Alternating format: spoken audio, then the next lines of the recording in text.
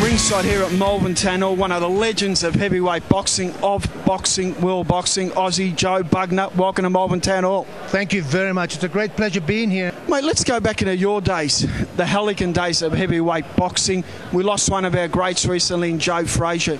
Massive loss.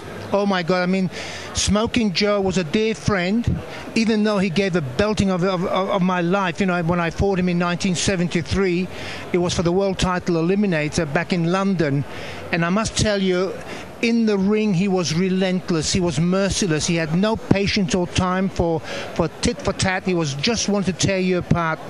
Outside the ring, the man was a gentleman. And it was a pleasure for me to have known him for over 40 years. And you know, when I look back at my achievements by going the full distance with him and only losing by a quarter of a point in those days as far as decisions were concerned, it was the round that he knocked me down, which was the 10th one, that stole the fight and he won it. But I don't regret it, because I think the boy left the man, and the man became who he is today as an ex-world heavyweight champion now. So look, Joe was a great teacher, because if you didn't listen, he knocked your head off. That was old school, mate. Now let's go to the greatest, Muhammed Ali. You fought him, mate, and you went the distance with the great Muhammed Ali. What are some of the great memories or fond memories you've got of Ali after boxing? You're quite right. I mean, here I was in the prime time of Muhammad Ali, Smoking Joe Frazier, Sonny Liston. I mean, you name it, Floyd Patterson. And I happened to be blessed at being around at that time.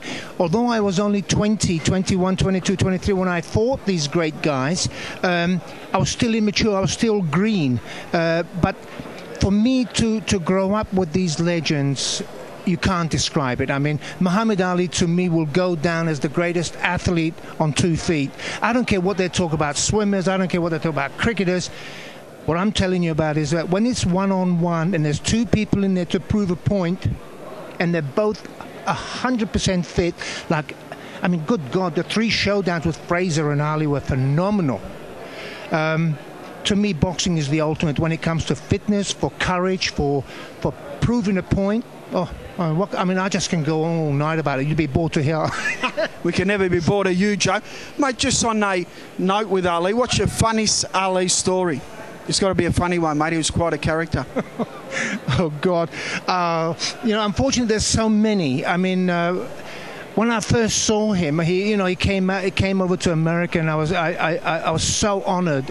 I was 19, and he was coming towards me, and he's throwing these left jabs, and he says to me, he says, "You see how fast I am, white boy? White boy, I am so fast, I scare myself." And he was coming closer and closer, and I was missing my nose by a quarter of an inch. He says to me, "Damn, you're an ugly for a white boy. I've never seen such an ugly white boy in my life." And he's going, and hello, I said, "He's my hero." And he's going, I haven't even given a chance to say, "Can I just say one thing, sir? I'm honored to meet you." He didn't want to hear that. He just wanted to say, "When I get you in the ring, you're gone." You just sledge him back, Joe, because you're not a bad sledger yourself. What did you say back to him? Thank you, sir. Joe, thanks for coming on the KO Boxing Show, mate. I'm honoured to have someone like you in the building, and mate, thank you for your time. Listen, as far as I'm concerned, you know, KO show is going to be a success as long as you interview all the great speakers of Australia. You know, I must say something very, very quickly to your fans and your listeners out there.